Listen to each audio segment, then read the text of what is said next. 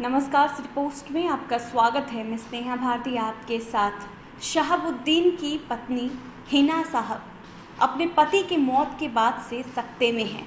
जी हाँ, समर्थकों में हताशा है। आरजेडी के कई नेता हिना साहब से मिलने गए, लेकिन हिना साहब किसी से मिली नहीं। लोग तरह तरह की बातें कर रहे हैं। राजनीतिक गलियारों में भी तरह तरह की बातें गूंज रही हैं। खबर निकलकर सामने आ रही है कि हिना साहब आरजेडी से नाराज़ है, आरजेडी नेताओं से नाराज़ है, इसलिए मिल नहीं पा रही है। लेकिन आपको बता दें कि इसके पीछे की वजह कुछ और है। दरअसल सच ये है कि हिना साहब इस्लाम धर्म की रस्म को निभा रही है। इस्लाम में मान्यता के अनुसार इद्दत एक रस्म होता है जिसमें पत्नी पति के निधन के बाद 3.5 माह तक किसी पराये पुरुष से नहीं मिल सकती। घर की चौखट के अंदर ही पत्नी को 3 महीने 10 दिन गुजारने पड़ते हैं।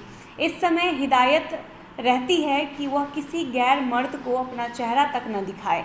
इस परंपरा के पीछे का मकसद यह होता है कि पति से तलाक हो या फिर पति के निधन के ठीक पहले औरत अगर गर्भवती हुई तो 3 महीने के बाद लोगों को उनके गर्भवती होने का पता चलने लगेगा। इन 3 महीनों के अंदर वह किसी गैर मर्द से मिली भी नहीं होती, तो इससे लोग उसके चरित्र का मूल्यांकन कर सकते हैं। इद्दत परंपरा के पूरा होने के बाद औरत की इच्छा पर है कि वह दूसरी शादी करे या ना करे। वह चाहे तो शादी कर सकती है या वे चाहे तो शादी नहीं कर सकती है। शहाबुद्दीन के निधन के बाद उनका पूरा परिवार सिवान के प्रतापपुर लौट आया है। प्रतापपुर आने के बाद हिना साहब से मिलने के लिए आरजेडी के कई नेताओं के साथ पार्टी के वरिष्ठ नेता और विधायक अवध बिहारी चौधरी भी पहुंचे थे, लेकिन हिना साहब ने मिलने से इनकार कर दिया था। अवध बिहारी चौधरी ने बताया कि हिना साहब इद्दत परंपरा के तहत अभी किसी से नहीं मिलेंगी।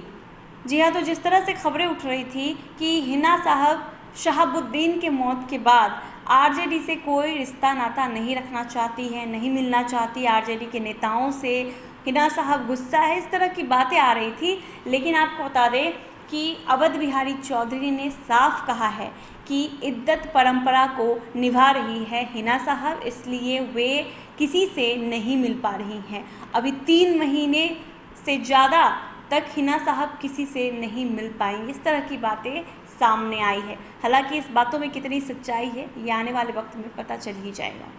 अगर आपको ये खबर अच्छी लगी हो तो हमारे चैनल को जरूर सब्सक्राइब कीजिएगा, फेसबुक पेज को भी लाइक और फॉलो कीजिएगा। धन्यवाद।